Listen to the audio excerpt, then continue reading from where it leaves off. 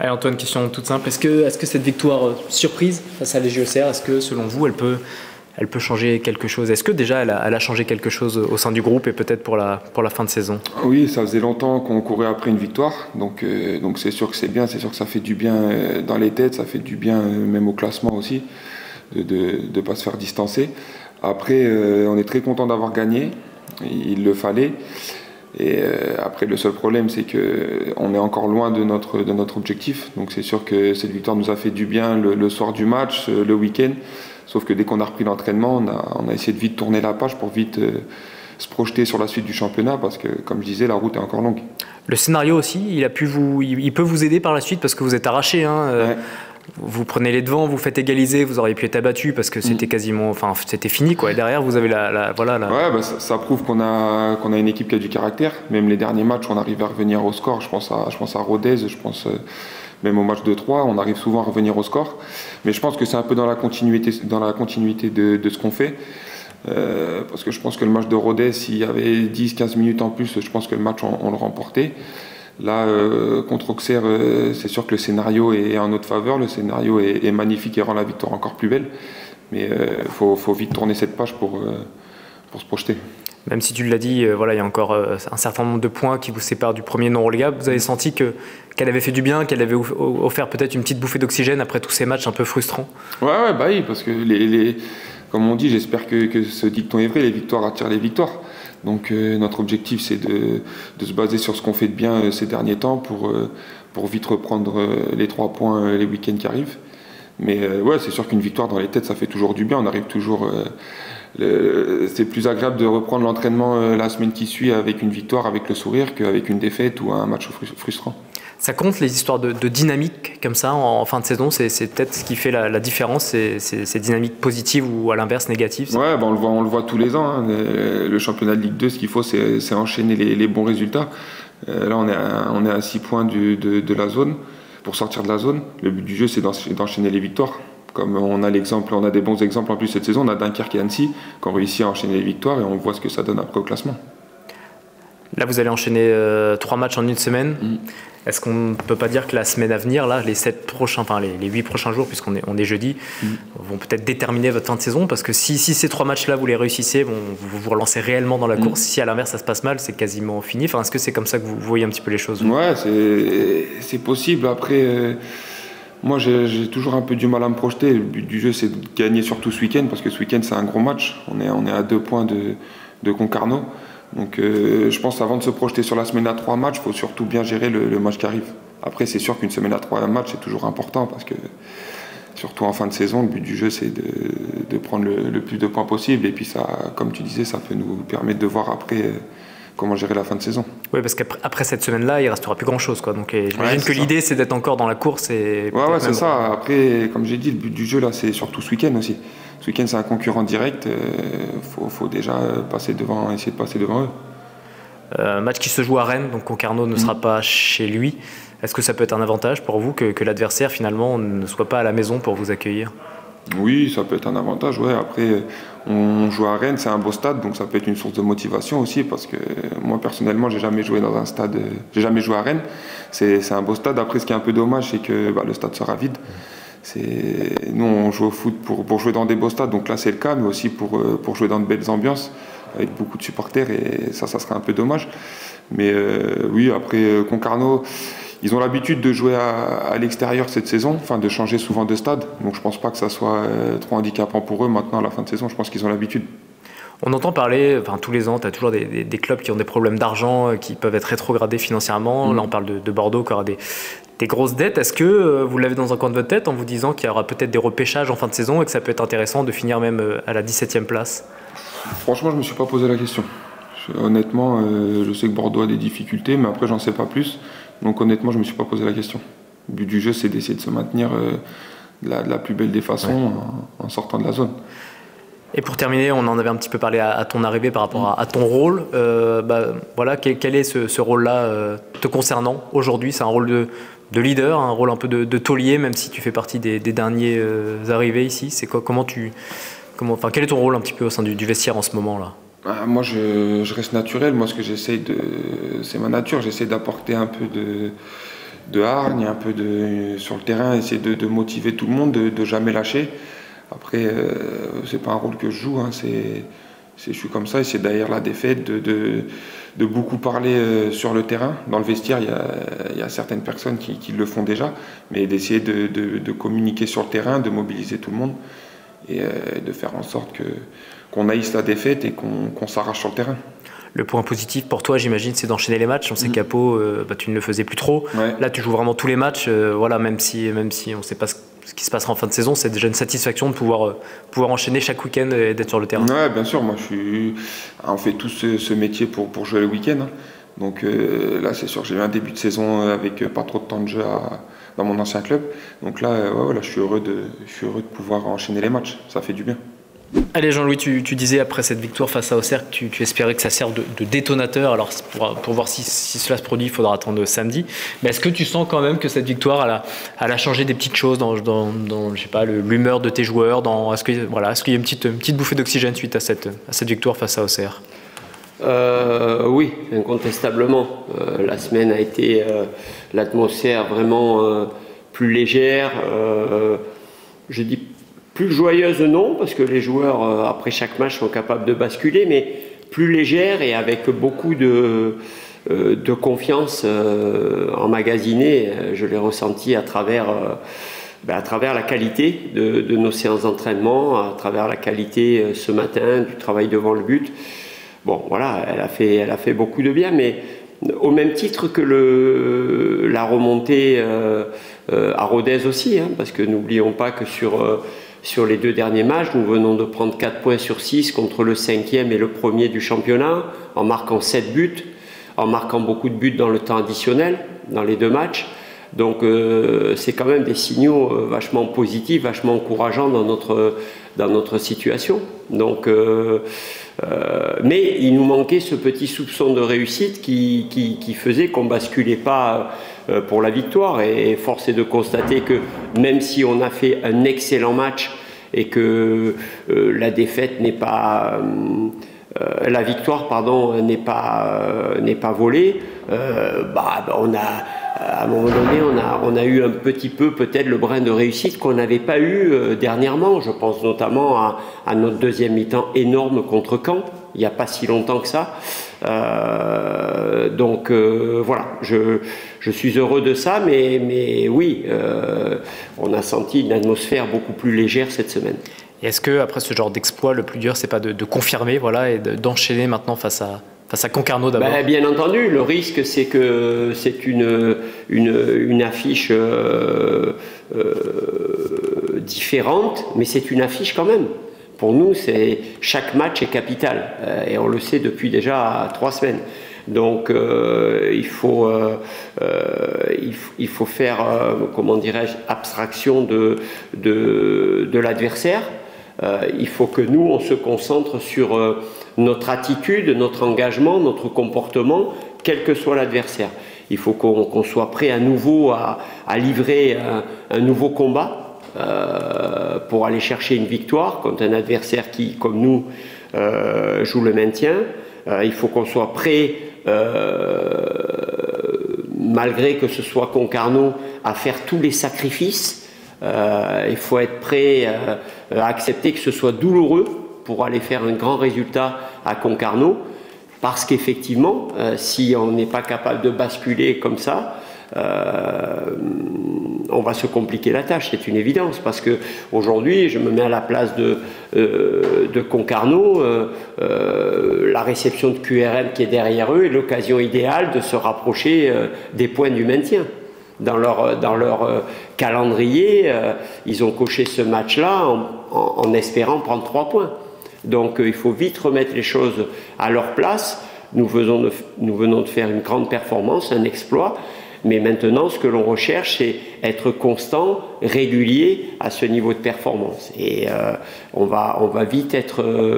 on va vite le savoir à travers ce déplacement à Rennes. Mais je sens quand même, je vous l'avais dit depuis plusieurs semaines, malgré nos résultats qui n'étaient pas ceux qu'on espérait, que ça lâchait pas, que mentalement on était fort, qu'on continuait à y croire, qu'on essayait d'avoir des pensées positives, des croyances positives. Et ces 2 derniers matchs contre des adversaires de premier plan nous le confirment. Donc ça, c'est important de continuer à se focaliser sur un état d'esprit, sur ce que nous désirons, sur notre objectif. Voilà, ça c'est important. Et puis après, il y a la performance de terrain. On vient de marquer 7 buts au premier et au 5e en 2 matchs. Donc on a retrouvé le chemin des filets. Ça a été une interrogation à un moment donné quand on faisait des clean sheets. Voilà, il fallait patienter. Mais j'ai conscience aussi qu'on prend trop de buts sur les 2 derniers matchs, avec pas mal de situations qu'on doit mieux gérer. Et on va mettre l'accent là-dessus aussi pour préparer ce match. Là, vous allez entamer une semaine à 3 matchs, donc 9 points vont être mis en jeu. Est-ce que c'est pas finalement, ces 10 prochains jours ne vont pas être déterminants pour vous? Parce que si vous la négociez bien, vous vous relancez réellement dans la course au maintien. Si moi, je ne me projette pas plus loin que la prochaine journée. La prochaine journée, elle peut être déterminante. Si nous venons à battre Concarneau, déjà, on gagne une place. Déjà, on est sûr de dépasser notre adversaire du soir, sans compter que l'Estac, je crois, a un match très très compliqué, puisque... Au PFC. Ouais, bon, je ne sais plus, mais bon, je sais qu'ils jouent une équipe ou à Angers, non? Angers, oui. Ouais. Donc bon, bref, on ne va pas s'occuper des autres, mais on ne va pas s'occuper des 3 journées. Moi, ce que j'ai toujours dit depuis que je suis là, c'est que j'espère que mathématiquement, lors de la réception de Saint-Étienne, on a encore une chance de se maintenir. Donc voilà, je me projette sur le fait que jusqu'au bout, je veux être en course pour le maintien. Donc voilà, on ne va pas se projeter sur la semaine à 3 matchs. Le plus important, c'est le match contre Concarneau. Voilà. Parce que voilà, il arrive après cette grosse performance. Je veux voir si on est capable d'enchaîner. Je veux voir si on est capable de faire preuve, voilà, d'humilité, de simplicité, de concentration contre un tel adversaire. C'est ça qui m'importe. Et puis après, on verra. Il faut être focus vraiment sur le match de Concarneau. C'est-à-dire que tu ne raisonnes pas en disant il y a 9 points, tu fixes pas un... Non, pas là. Voilà, les gars font prendre 7 minimum sur ces 9 points. Non, là j'ai arrêté avec ça. Là on est vraiment match par match parce qu'on s'est mis dans les semaines passées, hein, par notre nul à domicile, contre Troyes, notre défaite contre Caen. Bon, on s'est mis dans une situation compliquée à un moment donné où on se fixait un peu des petits objectifs. Donc là on a décidé d'avancer match par match. Voilà, donc on a passé cette barrière des 30 points, hein, qu'on a tardé à passer. Voilà, on est à 32 points. Ouais, 32, c'est ça? 31, pardon.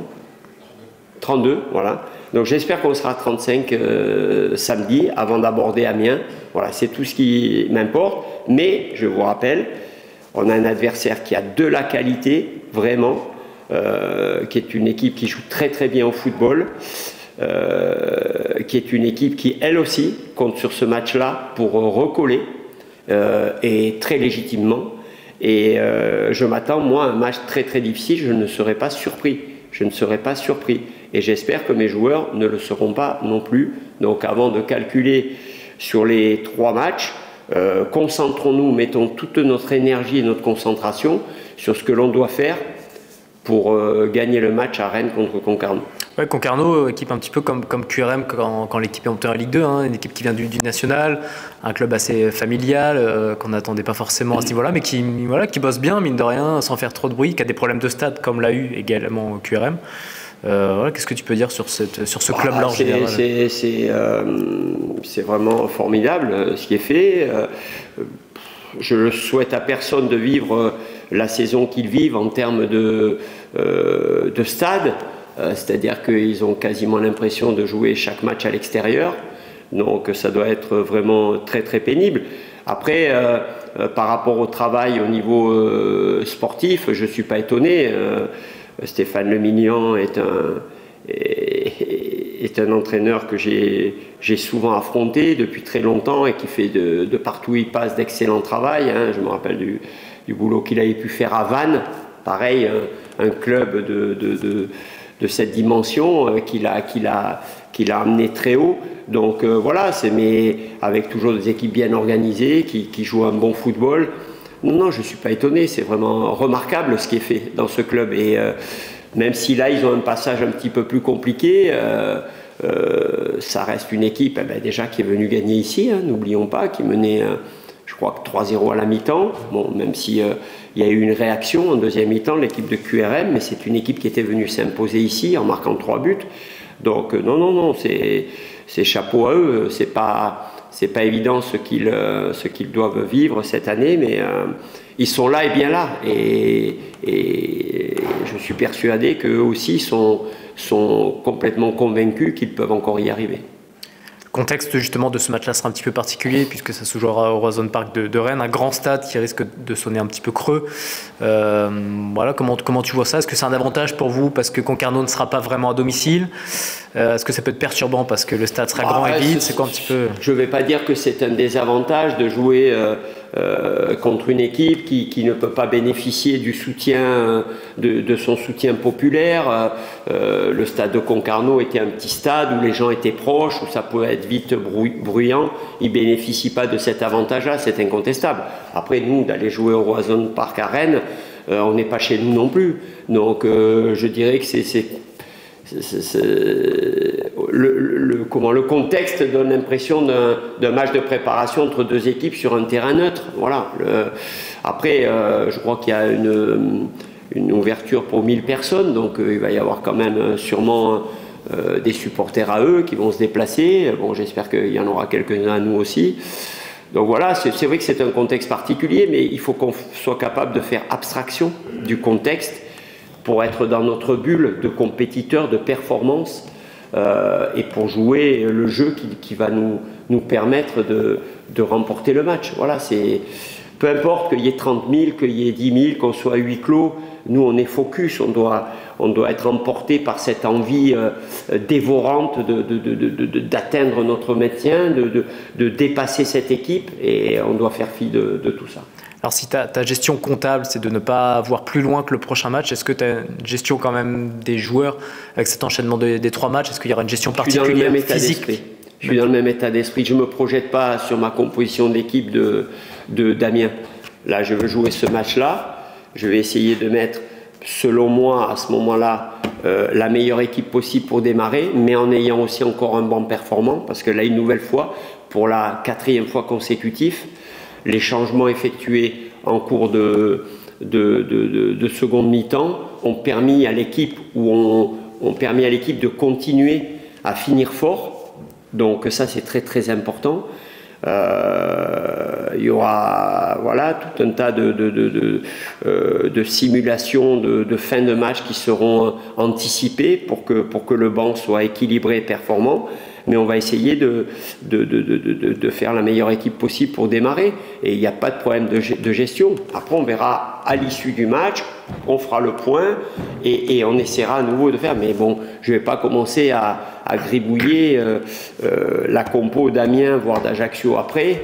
Non, là c'est Concarneau, la meilleure équipe possible, et après on fera le point.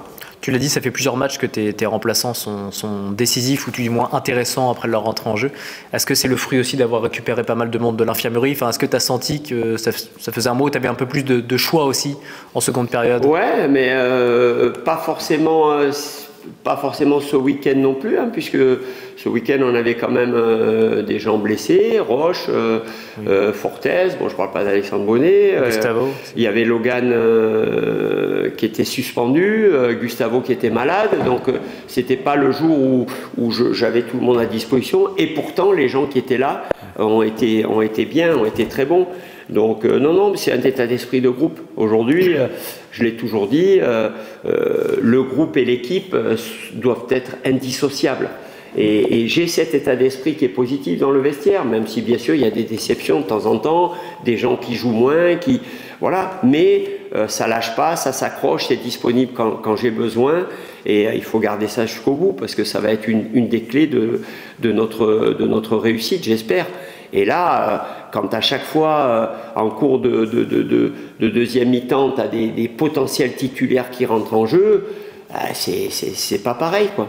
Là, sur ce match-là, bien sûr, on a Balta qui est un joueur majeur depuis plusieurs matchs, qui est décisif, etc., qui est suspendu. Mais bon, voilà, on récupère aussi Gus, qui était très très bon ces derniers matchs avant de tomber malade, le matin du match contre Auxerre. On récupère Logan de suspension, ça donne plein de possibilités, même plein d'ouverture en termes d'animation également. En cours de match, quand tu peux changer ton animation, etc. C'est changer les profils tout en restant performant, c'est intéressant. Donc ça, c'est plutôt positif. On entend à nouveau parler là, des gros soucis rencontrés par les Girondins de Bordeaux, soucis financiers. Tous les ans, on sait qu'il y a ça arrive qu'il y ait des clubs qui soient rétrogradés administrativement. Est-ce qu'on y pense quand on est coach? Est-ce qu'on se dit que la 17e place peut être importante s'il y a repêchage? J'y ai toujours pensé, mais je ne me focalise pas par rapport aux Girondins de Bordeaux. Je sais que tous les ans, il peut y avoir des problèmes comme ça, et que dans tous les cas, il est évident qu'il vaut mieux finir 17e que 16e que 17e. Non, 16e, on est sauvé. Ouais. 17, 18, 19. Ouais. Il vaut mieux finir 17e que 18e. Ça, c'est évident que l'objectif, c'est de finir le plus haut possible. C'est une évidence, dans tous les cas. Mais nous, ce que l'on veut avant tout, c'est se sauver directement en étant 16e. Mais effectivement, c'est très très important de finir le plus haut possible, parce qu'il se peut qu'il y ait des... Moi, lors de mon passage à Châteauroux, l'équipe se sauve grâce à notre 18e place, puisque Luzenac est empêché de monter et le premier repêché était le 18e du championnat. Et cette 18e place, elle a été acquise grâce à des points qu'on a pris dans les 3-4 derniers matchs. Donc c'est capital, c'est une évidence. Mais ce n'est pas quelque chose qu'on évoque avec les joueurs, mais dans tous les cas, c'est quelque chose de factuel. Un petit mot sur le groupe. Alors j'ai vu ce matin, je n'ai pas vu Thiel, je n'ai pas vu Alpha. Oui, on a fait un très bon début de semaine, parce qu'après avoir eu 2 jours de repos après la victoire d'Auxerre, on a doublé mardi, on a fait une grosse journée de travail mardi. Hier matin, on a mis beaucoup d'intensité et les joueurs ont répondu. Mais hier midi, après l'entraînement, on a senti que les jambes étaient lourdes. Donc ce matin, on avait décidé de régénérer certains d'entre eux. Il y avait Balta aussi qui était au repos. Mamad Camara, lui, qui avait un rendez-vous administratif. Et du coup, au moins, il a récupéré aussi. Et puis certains, c'était un petit peu à la carte. Ils ont fait la première partie de l'entraînement. Et puis après, ils avaient la possibilité de rentrer. Donc voilà, c'est important de ménager un petit peu à ce moment-là de la saison. Il y a la fatigue physique, il y a l'usure mentale, parce que ça coûte beaucoup en énergie, cet investissement, cette concentration. Donc voilà, il faut gérer ça. Donc aujourd'hui, on a fait un petit peu, voilà, on a composé, c'était un petit peu à la carte, mais certains ont travaillé, très bien travaillé, notamment dans la finition, dans la dernière passe et la finition. Donc voilà, demain, je vais pouvoir disposer d'un groupe quasiment au complet. Même si Steven et Yo sont toujours en réathlétisation avec Alex, mais pour le reste, je vais pouvoir compter à peu près sur tout le monde. Donc Fortes, Roche, Pierret, les seuls absents, et Alexandre Bonnet évidemment. Et Alexandre Bonnet, voilà, ceux-là c'est sûr. Voilà. Et après, je vais pouvoir composer mon groupe avec les autres joueurs.